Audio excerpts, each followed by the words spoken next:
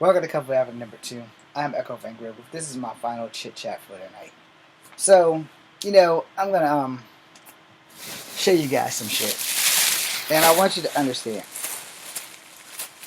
few years back, when I had a girlfriend that I wanted to marry and thought she wanted to marry me, I bought her this pig, this tiger, and a lot of goddamn jewelry. And we broke up every birthday, every year on her birthday. I bought her this shit because I was trying my damnedest to win her back. Yeah. I thought it would look lovely on her. Yeah.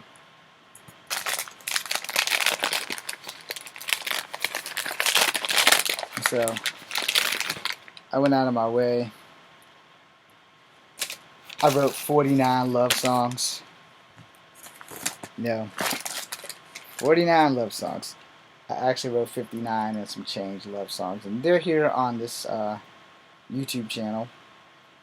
If not this YouTube channel, they're probably definitely on Kung Fu Havoc number 1. No, I'm pretty sure they're on this YouTube channel. How the hell do you fix this damn thing?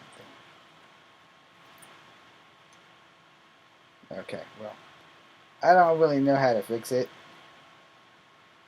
It's knotted in there pretty good. Maybe this will do it. Or it will make it worse. Okay, I think that did it.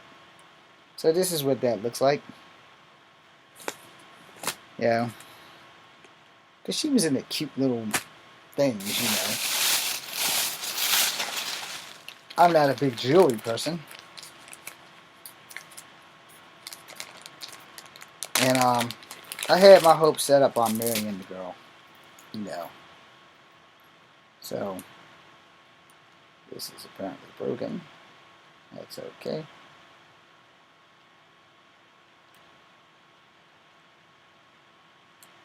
Okay. That is not okay, but it's gonna be okay today because I don't give a shit. Anyway, I just knew in my heart of hearts that there was no way in hell, because we broke up every day. So forgive me for the confusion and the idiotness. Yeah. So 1, 2, 3, 4, 5, 6, 7, 8. So for 8 years, I pursued her, trying to win her back. This was another little trinket.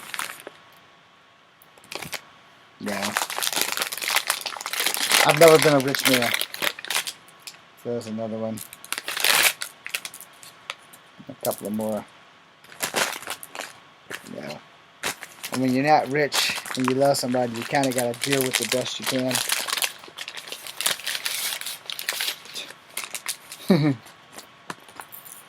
So,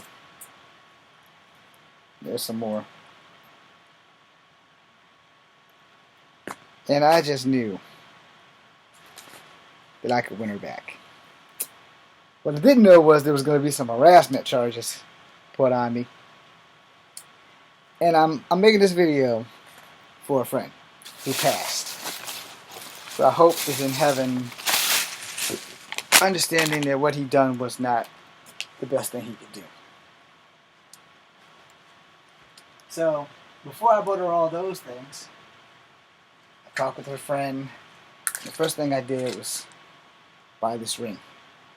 It's a little too big, but I bought it for her. This ring was a gag because I do Kung Fu, and Kung Fu has been the biggest part of my life. It's been the only thing that's never let me down, ever. And this was the ring that actually would have fit, that she never got, because she broke up with me the day before I could ask her. Technically, she broke up with me the week before, because I was going to do it on our 2nd year anniversary. So, that's how that happened.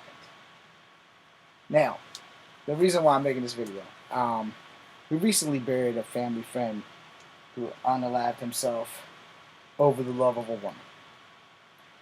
And I can relate to everything that was going on with him. And so I had joined the army to unalive myself. But luckily,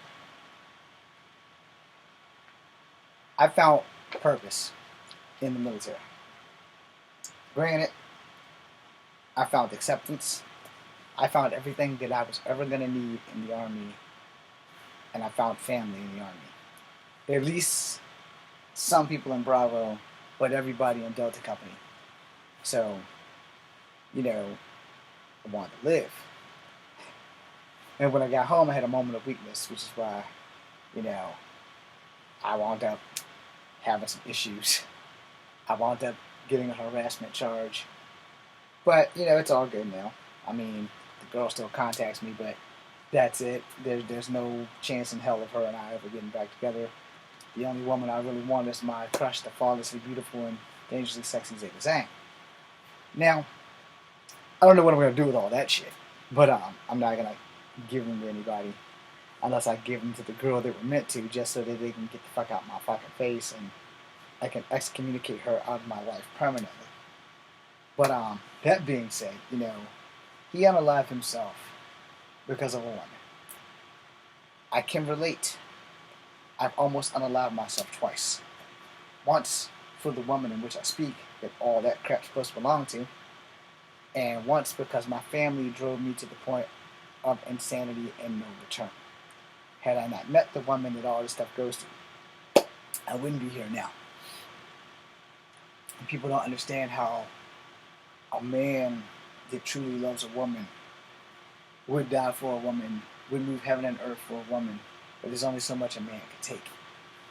And then hoping that you all watching this will never ever get to that point in your life where you have to feel that you need to unalive yourself because the woman rejected you. So I'm here to tell you, young boys, young men, and even some young girls, it's not worth killing yourself over. There will be somebody out there for you and for me. God only knows who that person will be, and for me, I'm praying that it is the flawlessly beautiful and dangerously sexy Zeta Zhang. And for y'all, I'm praying that it's somebody that you prefer to be with as well. Now, granted, God's will be done. I'm not going to jinx myself on the Zeta Zhang thing. I'm going to keep praying and praying and praying. And if I'm lucky, God's will be done in my favor. And if I'm not, I'm going to accept it, because I will never chase another girl for 8 fucking years to have nothing but a harassment charge. And then,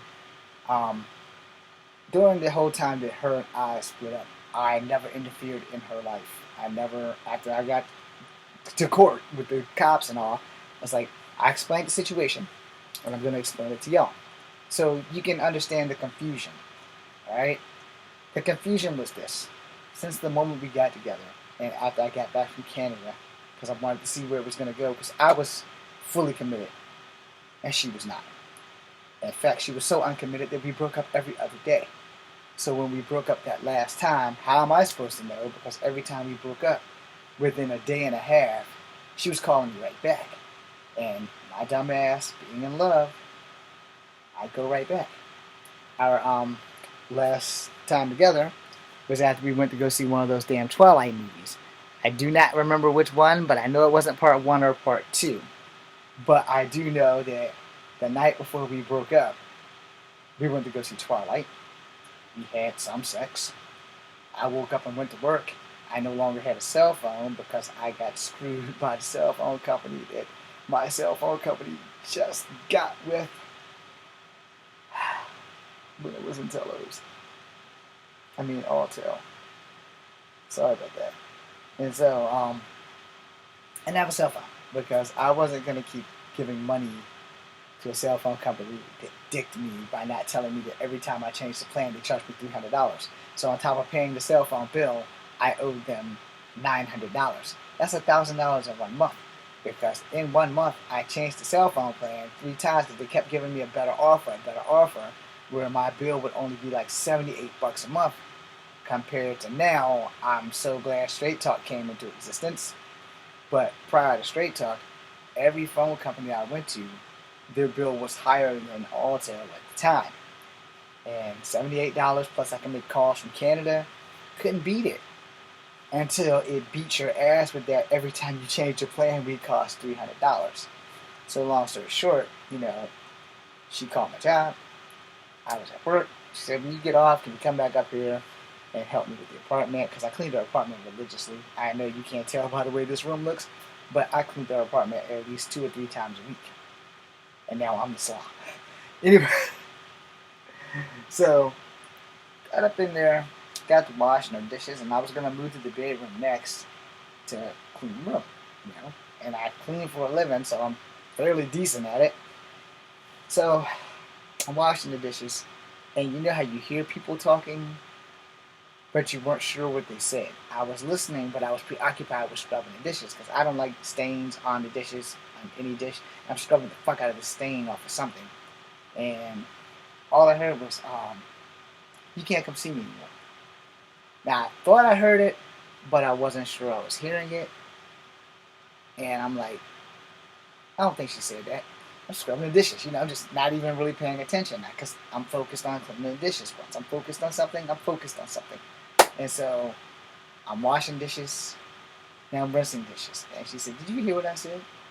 I said, I'm not sure I heard what you said, but we can talk when I go clean the bedroom. She said, no, you're not coming back here after tonight. You cannot come see me anymore.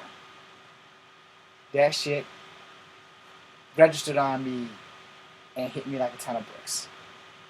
I'm like, but what did I fucking do?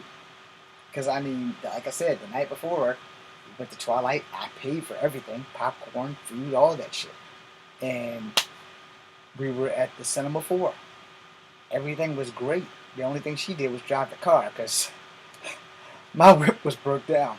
It wasn't like this, but this is a picture of the car I had while with her. And it was broke down. So, never saw this coming. True confession time. When we broke up that night, I know I called her about 50 some odd times. I walked downtown, and there's like some spike things, and I thought to myself, if I climbed up on this building next to the railroad track, I can jump on it in my life. Now, I'm going to break this down for y'all and explain to y'all that I was 36 years old. I had been rejected by so many women in my life. This was the last straw that I could take. Alright? And also, to make things worse, I filmed this movie, well, technically these webisodes that has somebody in Alabama has that shit. And the episodes were like dedicated to her and dedicated to my I rededicated it to my NCOs, my Sergeant Stoner and Sergeant God damn it, I can't think of his name.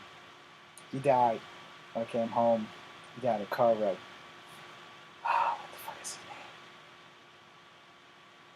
God damn it. I have his name. I just don't have it on me. But I have it somewhere. Damn it. Where is it? Okay, it's not there. Look, I'm going to tell y'all the man's name. It's not there.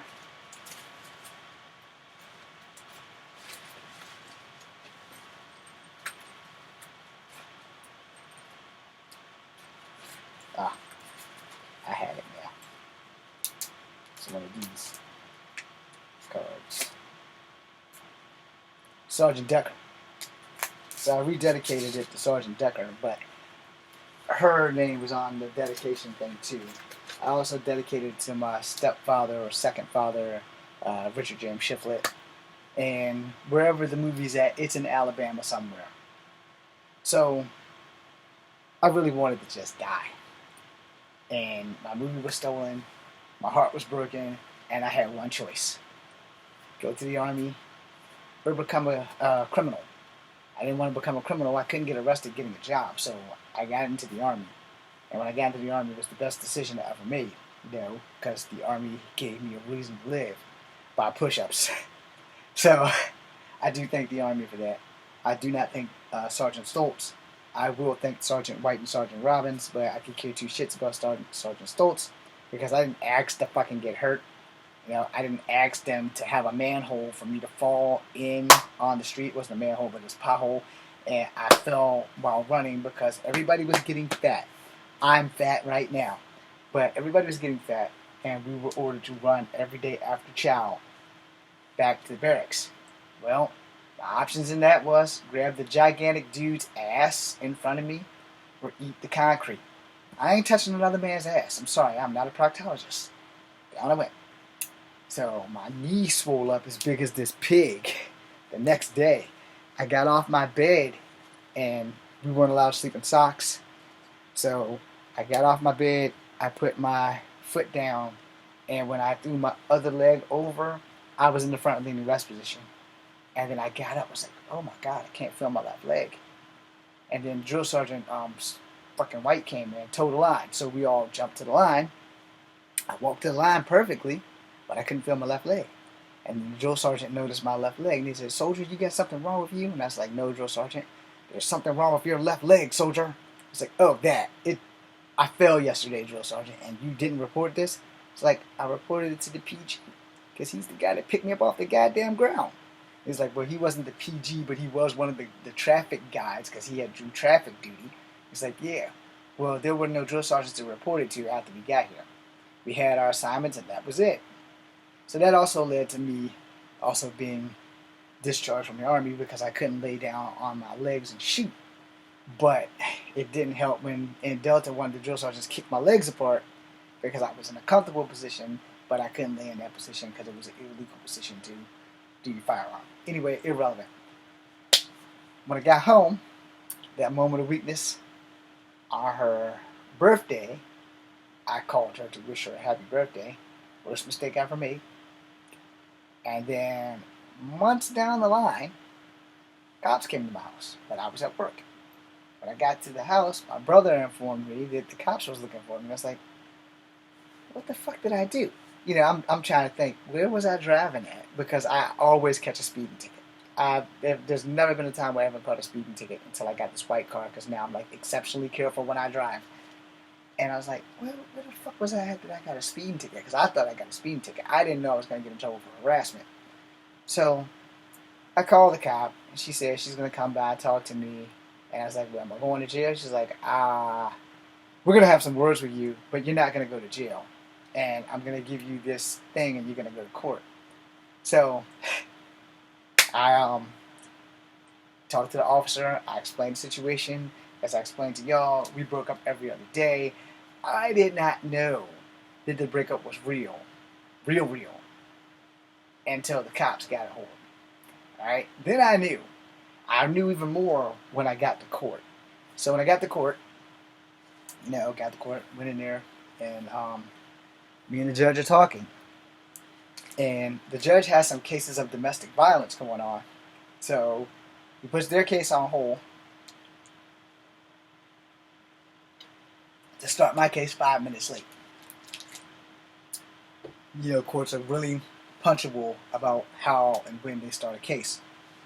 So he gave them a recess, and he called me up to the thing, and he goes, "Mr. Williams, I'm not going to give her name, but they just stated her name."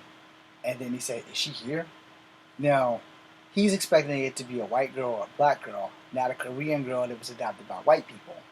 And so he looked around and said, "No, sir, she's not here." He's like, "Well, she has 5 minutes to show up because we're already 5 minutes late." And so we're looking around, and nobody's coming in, and I'm just as embarrassed as possible. And the judge is like, "Okay, tell me your story, son. What the fuck happened?" I got her text messages, and I couldn't get her audio messages, but from the text messages I read, you were not threatening her. You're just harassing her. I said, "Okay, I only called her twice." I gave her 2 love songs on the phone. I do not remember those love songs, y'all, but I gave her 2 love songs. In the text messages, I happened to tell her happy birthday, And the other one was, I still love you and I want you back. Which the which the judge like literally had in front of him and read back to me. And then he asked me what was the problem. I said, well, sir, the breakup was kind of fucked up, for one. And for two, we broke up every other day. So I didn't know if the breakup was real or not. And top that off, even though we broke up, she mercilessly, meaning the merciless, she mercilessly drove through my neighborhood every fucking other day at the same exact time every fucking day. When you're dating somebody, you know what their fucking vehicle looks like. You know what they look like. She literally drove through my neighborhood, and I guess it was to torture me every day. She literally drove through my neighborhood every fucking day. And I explained this to the judge. Yeah, I was like, well, she drives through my neighborhood every day, so how am I supposed to know if this shit's really over or not? So the judge told me, since she's not going to show up, here's what we're going to do. I can't arrest you for threatening, and I can't charge you with stalking because you didn't go to her house, you didn't go to her job, you only called her twice. Now, son, I'm going to give you the best piece of advice. It's up to you to take it. I can't arrest you, but you cannot make contact with her, or her friends, or her family. Check, check, and check. And I said, what about the friends that is hers and mine? He said, well, you can contact them, but you are not to have them relay any messages to her. Done. Now, I don't want to see you back in this courtroom. Ever. I said, you won't see me back in this courtroom, sir. As long as I'm breathing, you won't see me back in this courtroom. Not for anything this petty or anything this stupid. So, the hard part began. The hard part was stopping myself from buying these trinkets. As you can see, there's, make sure, all right, double check. 1, 2, 3, 4, 5, 6, 7, 8, 9, 10, 11, 12. I'm also missing a salt and pepper shaker that looks like dogs. Her specific kind of dogs. The fuck were those damn things? They weren't Cocker Spaniels. Whatever, it doesn't fucking matter. They were the type of dogs that she liked. Not the golden retriever, but they were like other like collie-like dogs, but they weren't collies either. I know the name of it, I just can't think of it right now because it doesn't really fucking matter. What does matter is that she didn't show up, so they couldn't charge me, but I am not legally allowed to contact her. Now, here's where shit gets complicated. She can contact me and annoy me unless I do something stupid and press charges on her for harassing me. And as I told the judge, I said, I'm not going to do that. I'm not going to stoop to that level because there may be a day where I will be the only one that can help her. And to the present day, there have been incidences where she has contacted me for advice or whatever, and then pretty much spits in my face on the advice. So it's like, I don't even know why you really bothered contacting me other than just to prove a point that, you know, you gave me the finger. I wrote a song about that called You Hurt Me Because Somebody Else Hurt You. It's also on this YouTube channel somewhere. Your ears will probably bleed. The best would be I Want to Go Gray With You, Unconditional Love, and Used to Make Me Brownies. Oh yeah, and Our First Snow. Those are the best songs. Those are the best songs. Irrelevant, but those are the best songs. Go find them. Give me some boosting. Anyway, so I went home, my old cell phone, I watched a fuck ton of porn. Now, mind you, I deleted everything about her off my phone. Pictures, all that shit. There's still some on Facebook, but I locked it out so I never have to look at it again because I don't know how to delete the shit, but they're still there. But I think I marked them to private so nobody can really see them. When I figure out how to fucking negotiate Facebook and delete that shit, they will get deleted. And I pray that she lives a happy life wherever the fuck she is. Now, I deleted everything off her phone. I'm going about my life. The court happened in May. I have no contact with her. But somehow, in July, she apparently texted me GHHG. Now, I have no fucking idea what that means. Not one fucking bit. But my phone had a virus in it from all the fucking porn I was watching. Oh, God. I'm sorry. Yes, I have to watch porn. Anyway, so apparently her phone number was back in my phone from the text. Now, I'm so dumb, I didn't know if I text her or she texted me because text messaging was not my thing after the conversation with the judge. I never text anybody. I still don't text people to this day unless it's an emergency or unless it's military related or job related or like I have to have something and people can't answer their phone, so then I have to text them. But other than that, I don't text nobody. This is the reason why. And then my phone got a virus and it called her number. And I tried to hang up and that bitch would not hang up. And when it finally said, beep, please leave your message, I hung the fuck up. So then I called her friend, that's also my friend, and I told her, look, you call this girl and tell her that it was a misdial. I have erased all her stuff off my phone. And I don't know how her number got back in there, but it had to come from the text. So when I got back to Charlottesville, because I was in Richmond when the shit happened, because my phone was like randomly dialing people. Like you can't make this shit up. I would hang the phone up, it would call somebody. I would hang it up, it would call somebody else. Like literally before I could put it back in my pocket, it was calling people because my phone had a virus or the bitch was hacked. One way or the other, my shit was fucked up. Anyway, so I got back to town and I took the phone to the police station and I explained the situation because I knew I was already in trouble, but I wasn't because there was no complaint. But to save my own ass, I literally went to the police station and showed them. And the phone, I gave it to the cop. She didn't touch it. I didn't touch it. It started calling people. So we hung up. She said, how are you doing that? I said, ma'am, if I was this fucking smart, I would be a millionaire by now because I would rob every fucking bank possible. She's like, what? I said, you heard me. If I was this smart, I would be a millionaire right now because I would rob every fucking bank possible. But I am not this smart. So we cut the phone off, like completely off, powered it all the way off, reset the motherfucker. Shit started doing it again. I said, see, it's not my fault. And so then she cut it off and we cut it back on. Started doing it again. And in fact, it started calling 3 people. Every time she hang up, it would call 3 more people. I said, I'm sending this phone off, but I want stated record that if she contacts you, it wasn't me. So I even showed them the text message, which the officer confirmed that I didn't text her, she texted me.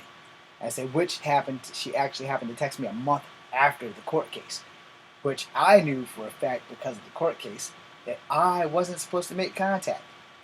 But the court and the officer, after the phone incident, the officer explained to me, it's like, well, she can contact you and ignore you until you die, unless you decide to press charges on her. And like I told the court, I told her, I said, no, I'm not going to press charges on her. I'm not going to be that petty. I'm not going to shrink down to her level because there may be a day where I'm going to be the only one who can help her out.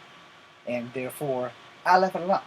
Then I went off and started living my life, but I kept having bad moments on February 28th because that was her fucking birthday. And because I was so in love with this girl who did not love me and she probably never loved me from the jump, I bought all this shit that you see before you. So, when my friend, family member, parent of my nieces and nephews, when he unalived himself and everybody was saying, oh, it's not worth it, it's not worth it, I understand why he did it. They don't understand why he did it. And God rest his soul, and I hope he's in heaven, and I salute him. But men generally only commit suicide for 3 reasons. You die saving the child that you love, you die saving the woman you love, or you die because you can't get enough money. There's a 4th reason. It's called self-sacrifice when you go to the military, where you die for the fucking platoon or the company to save your fellow brothers and sisters at all. Other than that, men don't really kill themselves over other things. Women rarely kill themselves at all. Every now and again, and that's depending on the culture, every now and again, a woman will commit suicide, but it also depends on the culture. If a woman has been sexually assaulted and she happens to be of Asian ethnicity, harikari or seppuku is an honorable death after being violated. Now, as far as other cultures, I have no fucking idea. But because of my martial art influence, I know about harikari, which is Japanese, and seppuku, which is Chinese. I may have just confused them, but I'm pretty sure I didn't. Seppuku, I'm sure, is Chinese. Harikari is definitely Japanese. But You guys can figure that out and fact check it. I hope that I taught you guys something. I thank you for giving me 30 minutes of your time. I am Echo Fan Grey Wolf. I hope I taught you something. Thank you for watching. Be seeing you.